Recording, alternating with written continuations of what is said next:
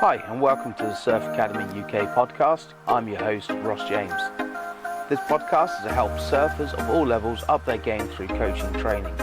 All our guests have extensive experience in the industry and can offer great advice and guidance.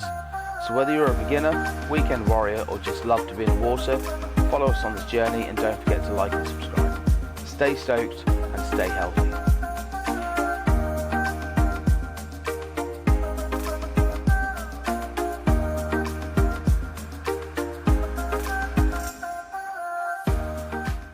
Welcome back to another episode. This week I'm joined by Yann, surf skate extraordinaire and wave pool coach. Yann, do you want to sort of introduce yourself, buddy? Yeah, hi guys, how you doing? I hope everybody is well.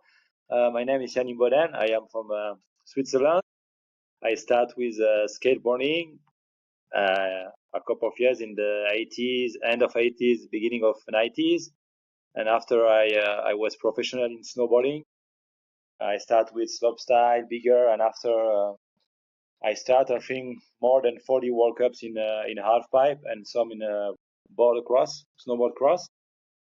2019, I do the opening in the Alaya Chalet for skate, trampoline, snowboarding, all this stuff, action sport facility, outdoor and indoor, and camps and everything. And 4 years ago, I started working to do the opening in the same company in Alaya, but this time the wave pool.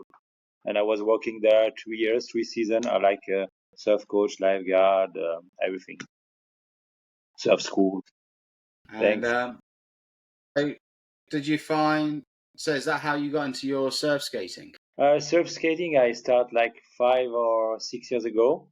It's a nice story because I buy my first surf skate in Venice Beach, where it's born, and was fun. I just traveling in Venice Beach. I directly understand it's cool. On the beginning, it was just fun and cool, and after I understand quickly, it's can be a very good thing for improve you surf techniques. It's why now it's for me it's two different parts. I ride for fun, and the second part I ride for improve my surfing. Yeah. Amazing. And two years ago, I started to give a surf skate lesson to the people, and I think 80% of the people was joining the lesson just for improve the surf techniques, and maybe 10 or 20% it was just for surf skate, only surf skate or fun. Amazing. Yeah, it is a great tool.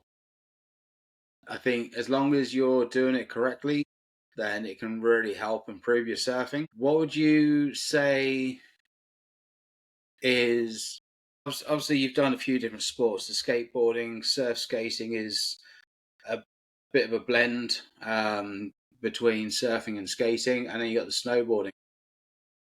Do you find there's any crossovers in terms of the training? A lot of similarities across the different disciplines? Yeah, I think it's amazing because when you can use the skills, because I start with skateboarding. I do for 10 years of skateboarding, something like this. And when I start snowboarding, I improved super quickly. I remember I was in the bar with a man, and tomorrow I start to snowboarding, and how many times I need for do a 360s with a grab, and the guy's like, hey man, ride maybe a couple of months, and we can speak about this, no? And 3 days after, I see the guys in the tracks in the slope. And hey guys, come on, look my tricks, and I do 360s with indie grab after three days of snowboarding. And now you quickly understand it's skateboarding. You start with skateboarding, and after snowboarding, it help you a lot. That's crazy, and I think it's the same for surfing, but a little bit different. But yeah. Yeah. So I remember I'd done a little bit of snowboarding years ago, and I never got to an amazing level, but I could ride any of the runs. I could do a couple of small jumps. That was more confidence than anything else. And the fact that I don't live near the mountains. So for me, it's quite an expensive hobby. But I used to think and was told that surfing is like riding the powder. However, over time and as I've got better with surfing, I think in terms of weight placement, it's more similar to riding piste, where you have that little bit more pressure on your front foot, and then when it comes to performing a maneuver such as a turn, in terms of snowboarding, a crossover would be like a bank or even a half pipe, where then you can start placing the pressure on your back foot. It is different. Surfing, you've got a lot more movement with your weight placement through the maneuver, whereas snowboarding, it's a lot simpler in that respect. But I think it's quite interesting how the two relate. And then you got skateboarding that's slightly different again. You've got a much more balanced weight placement, haven't you? Is that the same with the surf skates, would you say? For snowboarding, I think the more similarity position and ride to surfing, it's powder. I think definitely it's powder. And you have Okay. this, but the balance, it's a little bit different, yeah, because in the powder you push stronger in the back foot, and when you ride the slope, you are more on the middle, you know. But I think what is super different is in surfing you use a lot your hips, and what I analyze in the wave pool, it's a lot of people use the balance like front and back, like the edge of the snowboarding, and in trouble with snowboarding with surfing, it's more like you turn the hips, you know, and that's the big difference. A little bit of problems because you have this other techniques and you need time to understand this. Another things I see, the guys is ride with the arms back and don't use the arms. When you come from snowboarding or skateboarding, you don't use your arm front for pumping and like this. This is the two mistake, but for the rest, it's help you because you have the same position. You have the feeling when you, I don't know in English, but when you slide, you know, Yeah. the balance, yeah, for me, helped me a lot, but not for everything. Like you have like this movement different, the arms, you need to work to change and use properly your arms. But these things you can fix with a surf skate. It's why Yeah. I think if we it's a good tools because you can see this, you can analyze this problem. It's not a problem, but you can analyze this and fix with a surf skate, and you have the perfect combo because you have the guys coming for skateboarding or snowboarding, fix the problem with the surf skate, and after you can try in the wave pool. yeah, exactly. I know a lot of people are against wave pools and that it takes away from the soul of surfing and everything else, but I think it depends what your goal is. In terms of that, the more spiritual side of surfing, 100%, you don't really get that in the pool compared to the ocean because you've got all your different elements. But I think if you are taking your progression seriously, then a wave pool and surf skates are both incremental in that change, especially if you can get the right coaching. Because, like you say, implementing a surf skate into your training program, you don't have the opportunity generally to solidify movement patterns in surfing. It takes such a long time to do that if you're just surfing in the ocean, especially if, like a lot of the listeners, you're not necessarily based on the coast. You might be inland, and especially in the UK and probably Switzerland as well. If you're not going to go to a wave pool or you're not able to jump on a plane that regular, then you're not going to be surfing all that much. I don't know what the price is like for a layer bay, but I know that the wave in Bristol, the cost has just gone up, and it is starting to push a lot of people out price wise.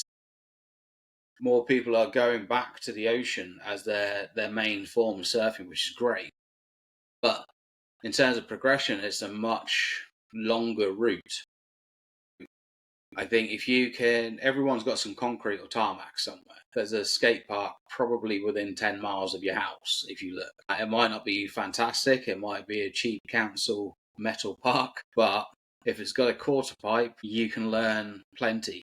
You can get that repetition in because, like with any sort of training progression, you need repetition. That's what gets the muscle memory going. That's what solidifies it. Picking up them little maneuvers such as hand placement, like you were saying. Snowboarding and skateboarding, your arms are quite often down by your side unless you are doing maybe a grind or you're doing a rotation where you'll have to include your arms to get that momentum. Surfing, your arms are very much part of the whole process within your turns. So yeah, have you seen much in the way of difference? So someone that always surfs in the ocean, like in terms of speed of progression, and then once they start utilizing a surf skate or a wave pool, do you see that time difference in the progression? Yeah, it's totally different. I think if you live like in Lisbon and you can go 4 or 5, 6 times per week, it's okay. Maybe you can have a same progression almost than a wave pool. But if you don't live close to the ocean, I think the wave pool it's a game changer, and for all level. Because imagine if you are a beginner, you can ride a green wave for the first time, like 60, 70 centimeters, with the coach, one push you, another one give you tips, another one check the security on the shore. Yeah, it's like super easy, no? You're everything it's in plane for sorry for be easily for the customers, and that's crazy. You cannot have this repetition in the ocean, and you don't have nothing is dangerous. You don't have shark, you don't have rocks, but it's totally different than the ocean. But if you really want to improve your surfing, I think wave pool it's a game changing. Yeah, I think having that balance, isn't it? Because in terms of maneuvers and perfecting your style and your performance on the wave pools are incredible. I know I made the most of the time I had working at the pools. I think the only counter argument would be the wave and a wave pool is exactly the same over and over and over again, which is great for the progression side of things. But you could argue you need that time in the ocean to become a more well-rounded surfer. So obviously the advantages of a wave pool are you get out your car, you go check in, you throw your wetsuit on, and potentially in a warm changing room, and then if you're prone to having warm ups, you have a little warm up, but you jump on your board in the water, you paddle along the pier, and boom, you're in a lineup 30 seconds later, if that. There's no real paddle out, there's no duck diving, so you are missing out on that element, which I think that's the argument a lot of people will make is you're not getting that full well-rounded experience. However, in terms of being able to perform on a wave, I think wave pools are absolutely incredible. But you are starting, and you've probably seen it yourself with Layer Bay, you're getting a little bit of a divide between wave pool surfers and ocean surfers. And you can almost spot that when you go down to the beach, because when a wave pool surfer will get on a wave in the ocean, they surf really well. But as soon as there's lots of different sections coming in or there's strong rips, you might not see a lot of them. I think, I don't know if you can really replicate it in a pool, but having a bit more in terms of teaching people how to position themselves in the ocean.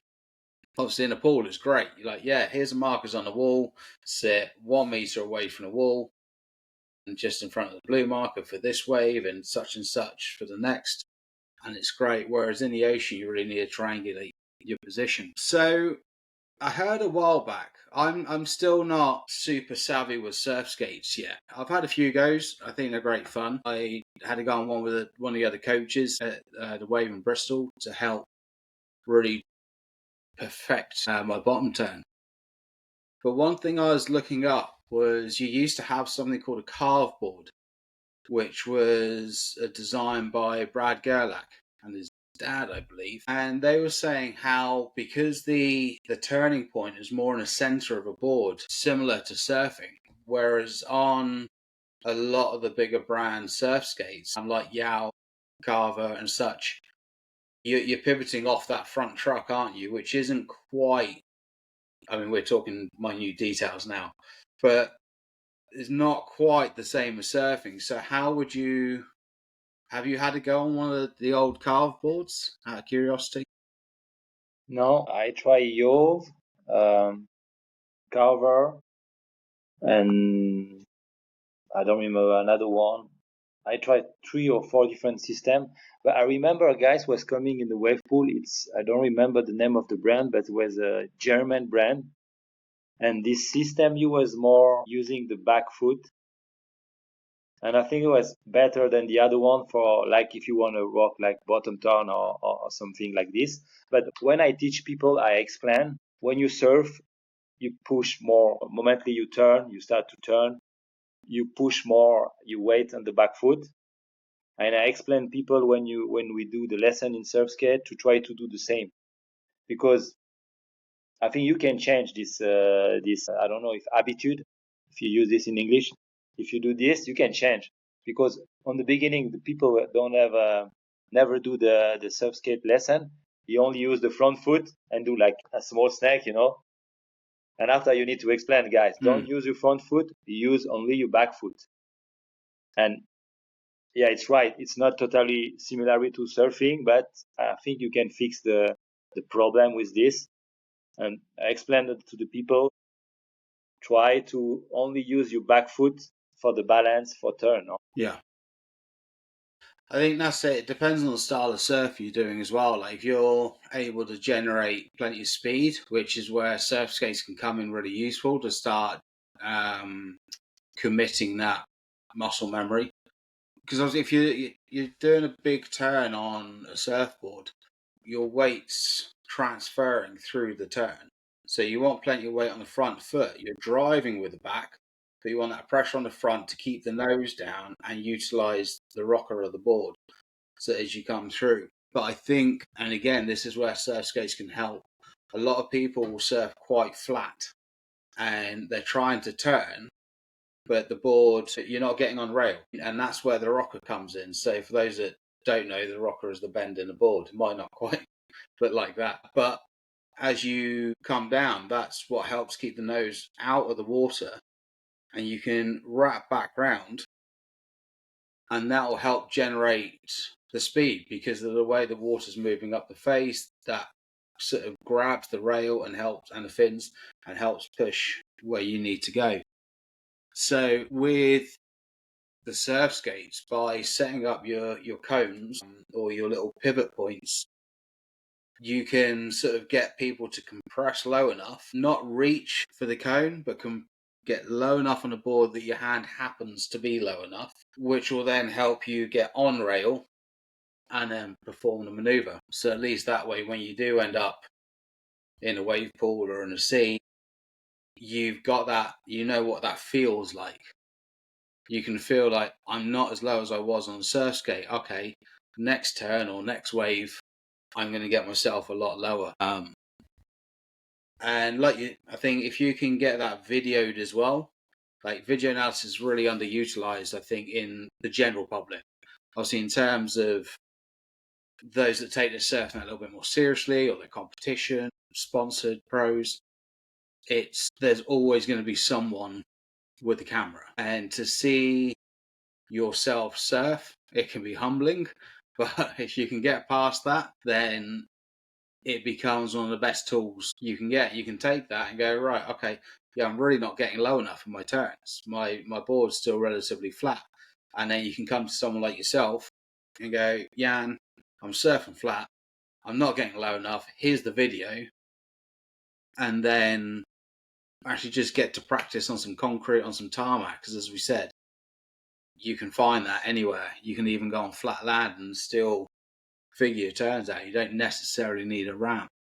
So, yeah, any thoughts on that? Yeah, I think you need to, for me, you need to put like you start exactly what you explained. You start with a surf skate, because surf skate you can fix different things like the position of the arms. You can improve to pump. You can put cones for improve the bottom turn, and after you can move to the pool, because you cannot work everything with the surf skate, but you can fix a lot of things. What I like with surf skate, you don't have stress. You don't have the walls of the machine, or or in the ocean, you don't have so many people, you don't have the wave breaking in your face, and you cannot listen your coach. You are super relaxed. You can fix one things after one things, and you have time. You can repeat 20 times if you want. You can check where you look. If you look down or you look where you want to go, your arm is a good position. You can work about compression, extension. Yeah, I think you can fix a lot of things. But carving in the edge of the surf, you need to do in the pool or in the ocean. And the second part is on the pool. You work all these things in real, and after you move to the ocean and you improve to lessen the ocean, and you have different conditions. But we was talking before, in the wave pool, the waves, it's always the same. It's right, but in another part it's not right, because if you start 1 meter distance from the wall, or 50 centimeter or 2 meters, the wave is different. If you start half second early or faster, the wave is different. And when I speak with my customers, I say, guys, try to change every time. Right, left, right, small wave, big waves, barrel, change your board. And with this, you feel it's every wave is different. Not like an ocean, but it's crazy, because I see where a couple of my colleagues was riding always the same wave, the best wave, advanced, expert, with the same board, always in the right, right or left, in the favorite position. And I see the progression was not amazing. And when I see other people were surfing like shortboard, fish, longboard, small wave, big wave, barrel, left, right, the progression was totally different. I think it's not, it's, comment on peut dire ça? What I can explain in English. You can use the pool in different direction, and that's totally different. If you do like you ride like a surfer board, so classic board, you grab your smaller board and you try to just walk about perfection in the same waves. I think it's not the good way for me. Yeah, that makes sense. And being able to ride a variety of different boards and waves and so forth does make you a better surfer all around, because obviously you got the different feel of different boards. A twin fish is going to ride completely different to performance surfboard. So like a twin mid-length will ride different again. A longboard, foamy, they've all got their good points and their bad points, and being able to ride them boards in different conditions. So I'm not sure what the settings are at Alea, but in Bristol you've got Waikiki, which is where it wedges off the wall, which is your beginner setting. Intermediate, which is probably a waist high, but really crisp, wally little waves, super fun. And then you got your advanced, so you've got a chest high wedge and with a bit of a wall to it, but it's more cutbacks. Advanced Plus is a steeper version of that, and that's where it starts getting quite interesting. You get a much more upright wave with a lip, and then obviously you got barrels and then expert turns. But being able to ride a variety of boards in every setting makes a massive difference. I went back there last year, took my own board, and it was a fish that I just never ever got on with. I tried so many times with this board, and sometimes you don't click. It's not the board for you. And turns out there really wasn't much shape on the underneath. It's quite a flat board. There's no V. There wasn't really much of a channel. And I booked onto Advanced Plus, but I was being a bit tight. I didn't want to spend out and get one of the Firewires. So you're allowed to use a foamy for free. And instead of spending time in the boardroom, picking a board, blah, blah, blah, and wasting my session, I just grabbed, I think, an 8-foot foamy, one of the narrow soft tech rollers, went out on Advanced Plus and foamy. Got a few weird looks from the public in there going, why is this guy in a foamy? It's like, because I can take off earlier, I can get into the wave nice and early, I'm up and riding, and I'm having a great time. I wasn't doing anything big, but again, I've come from a longboard background, so for years I only ever had a 9-foot plus board. So for me, whether it's waist high, head and a half, or maybe a bit bigger, if I can get my board out there, I'll surf it. So it was good fun, and it helps you to slow everything down, especially on the foamy, because they got the cheap fins and you're probably going to slide out if you try to get too on rail. But having that was great, because if you've never really spent time on another board, you might not have the confidence to go in, grab what's classed as a beginner board, and then go have a great time on a more advanced wave. And you could write that day off and go, oh, well, that sucks. I spent 70 quid to go for a surf, let alone fuel, food, whatever. And I caught like 4 waves, stacked most of them, and I had a crap time. Whereas for me, I managed to turn that day around, grab a foamy, and go, it's not the surfing I wanted to do, but I was surfing. I caught every wave I wanted to on that foamy. I think I only wiped out twice, so I tried taking off a bit too steep, but I did unintentionally get barreled on one of them, led down before I completely got annihilated. But it was a good time, and you learn other bits and pieces. We mentioned earlier about speed generation, and there's quite a common, not issue, but a common practice with people getting into surf skates where you find that they do the wiggle, which if you try and do that on a surfboard, you're not going to go anywhere. You're going to look a little bit silly. If someone films it, there's going to be funny music in the background. How would you explain to someone how to generate speed on a surf skate, other than just a good kick off at the beginning? First, I start on the flat area, and I will try to explain the pumping, the compression, extension, and after you need to both together. You need to turn to understand to move your hips, and I think you have like your feet, your hips, and compression, extension, arm front, up and down, and I try to explain all these things.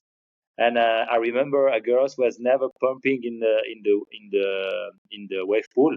I was doing a lesson on the morning, and the afternoon we moved to the pool. And in the middle of the session, I get the girls was pumping. It was too far to the breaking wave. I was like, "What you do?" I just tried to do the same than what I was doing this morning. And it was like, it was working. It was crazy. Because what is cool? Because if I try to explain it during the session, during the surf session, guys, you think you need to be able to think that 10 different things like your arms, compression, extension, and blah, blah, blah, and blah. You cannot do this. What is super cool is that you can train in a surf skate. And after, when you are in the pool, you just think, now I try the same. But everything, it's what he was explaining you, the memory muscle and everything. And it's totally game changer. And the next level, you try the same, but the next level is you try the same in the ball or in the transition, and you pump in the transition, and the guys can feel which speed can create. I think this is the next level before the but you can. Was sometime I was working only on the flat, and he was working on the pool. But I think for the next level, for the intermediate people or advanced people, after with the surf skate, you need to work in the quarter pipe or ramps, or I think balls. Balls is the best. Yeah, you got that nice curvature, and it just. So, like, for those that are maybe moving into more intermediate riding and in terms of surfing and are trying to generate the speed, obviously you've got your power zones, haven't you? And so you've got the trough or the base of the wave or your transition, which you can quite easily replicate at the base of a bowl, or like you say, at maybe a half pipe within reason. That will help.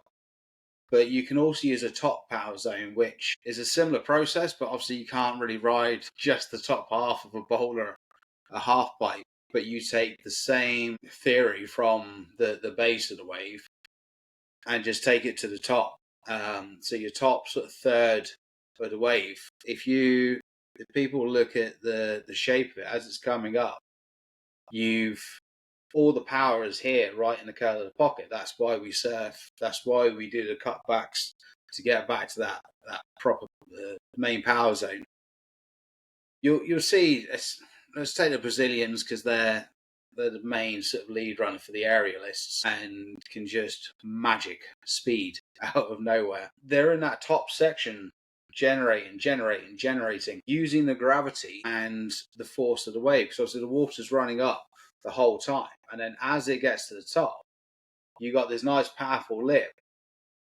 All that power there is what's going to, again, keeping on rail, using the rocker of your board, that's what's going to help you speed up and sort of get the speed to performing maneuvers. Because you probably noticed it as well, people will take off and then you'll have like what they call the Huntington hop, where they try and hop along the face of the wave and not really going anywhere. Or you've got this sort of like the tic tac, which can work if you do it right, but you can get just as much speed from just dropping down, drive up like you're pumping off the flat on a surf skate, get to the top, again, point down, use the gravity, and as you're coming back up and you decompress, that wave, the power from the wave is pushing onto the rail of the board and sort of lifting you back up towards the top. And then again, you just keep wash, rinse, and repeat.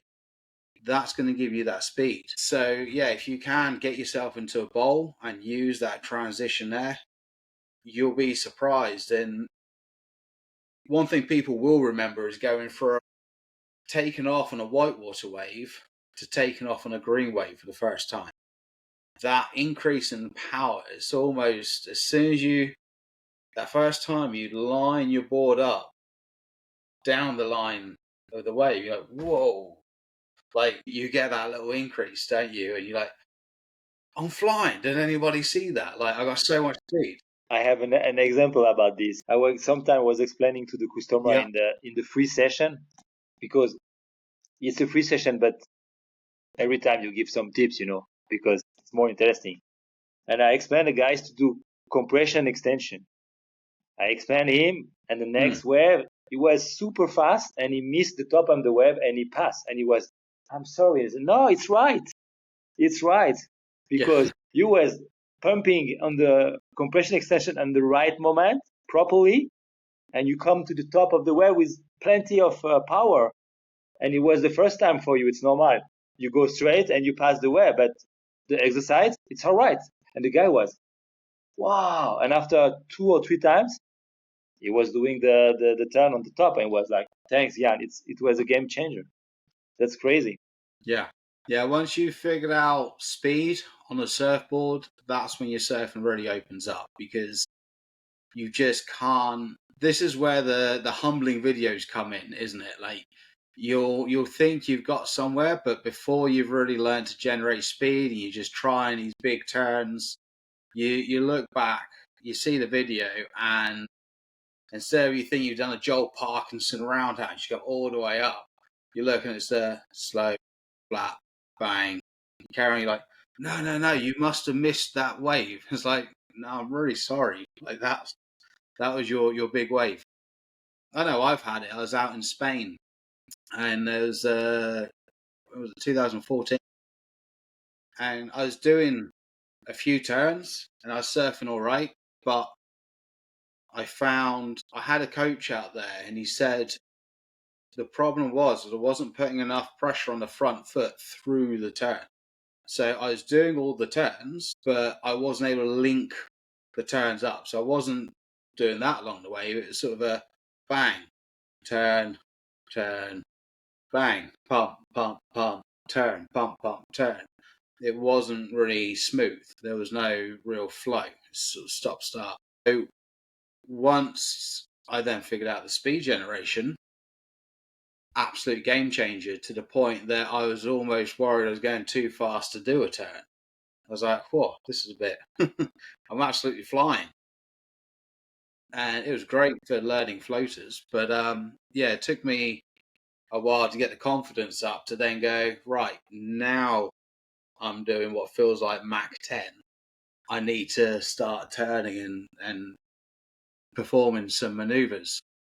So Yeah, it's good fun, and the speed generation is something that's definitely overlooked. I think people are prioritizing the fun stuff, the stylish stuff before getting all the foundations in.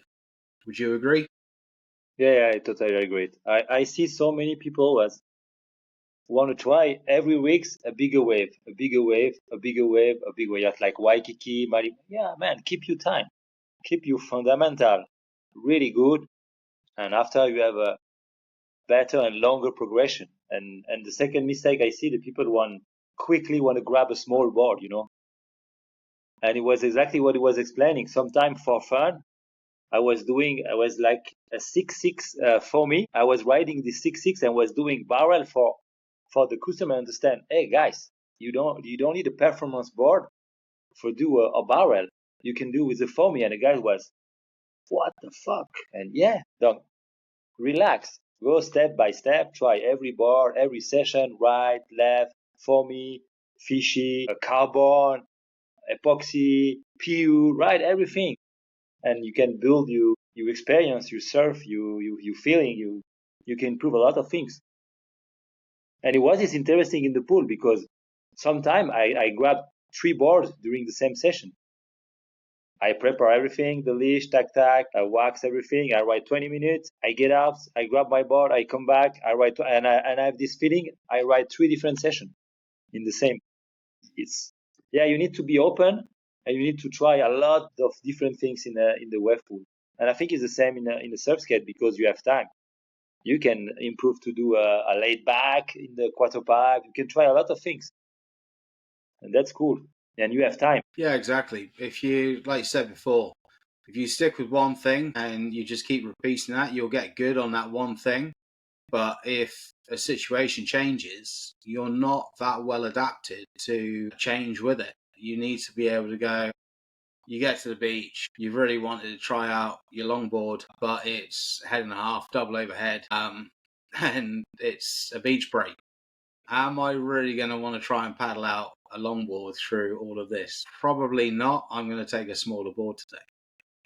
So you need to be able to adapt to the conditions, don't you? And like you say, it's just more fun. I love having a blast on a fish, trying to go as fast as I can, do a big old slidey turn. But sometimes I want to put a lot more weight into the turns, like and try and turn a longboard more like a shortboard. That's one good thing I'd say to people is if you want to maneuver a board better, get onto a foamy, get onto a longboard, a nice big volume board, and try some turns there. Like if you can move one of them and not bog the rail, as soon as you jump onto a short board, you're going to have to dial the effort back quite a bit, like the pressure, but you get such good fun. And that board's going to just spin around underneath you. It's going to turn faster than you can. And you're going to go, oh, wow, this is fun.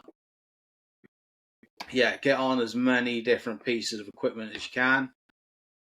I was saying to Bo earlier, like, we were saying how body surfing can really help improve your surfing because you need to know the wave. You need to know how that works. And I spent a lot of time living in Cornwall. So although I grew up by the coast, it wasn't a surfable coast. We were blocked by the Isle of Wight. Whereas those in Cornwall have grown up bodyboarding, body surfing. So before they've even touched a stand-up surfboard, they're experienced water users.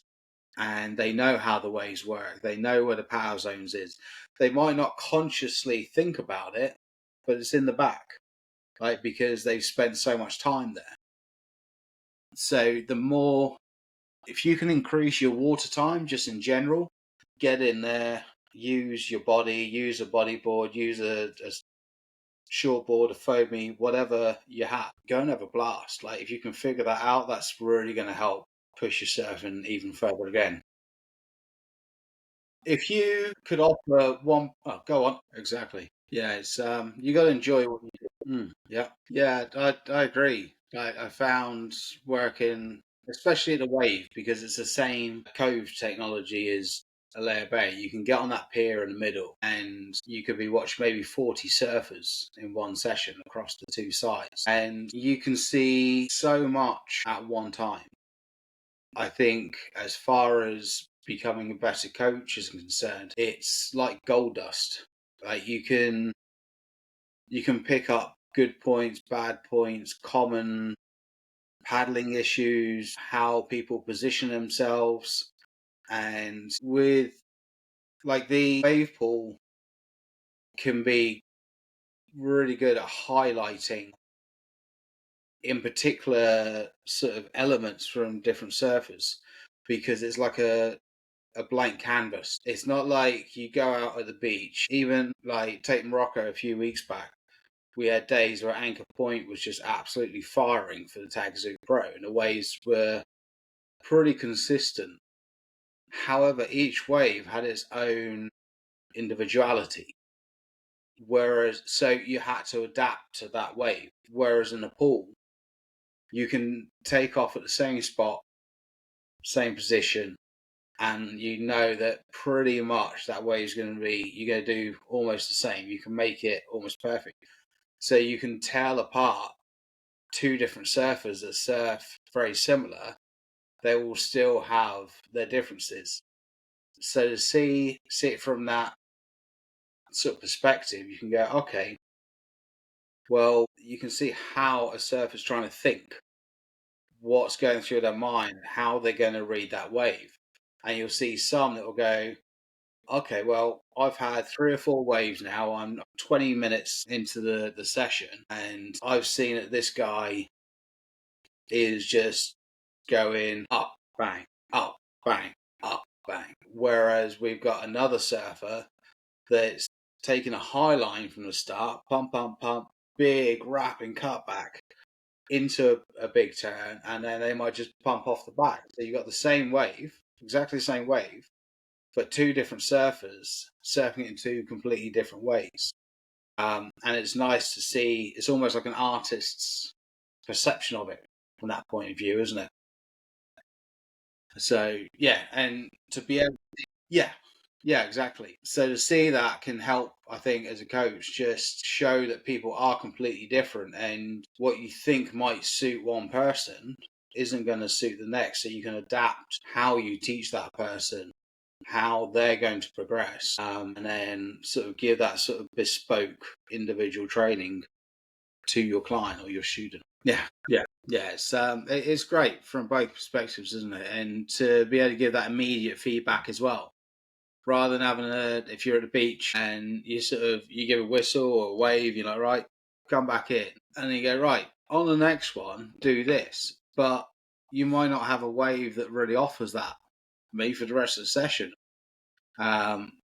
It might be half the size or whatever. The wind might change partway through a session. It changes the waves completely. At least in the pool, you can go, right, Yann, you done this on that wave. Now what I want you to do is roll your shoulder forward, rotate your hips round, or look a bit closer to the curl of the wave when you're doing your cutback, and go, okay, cool. 30 seconds to a minute later, you're on that wave doing like implementing that feedback rather than paddling all the way back out, maybe not catching a wave for 15-20 minutes because it's super busy, and then going,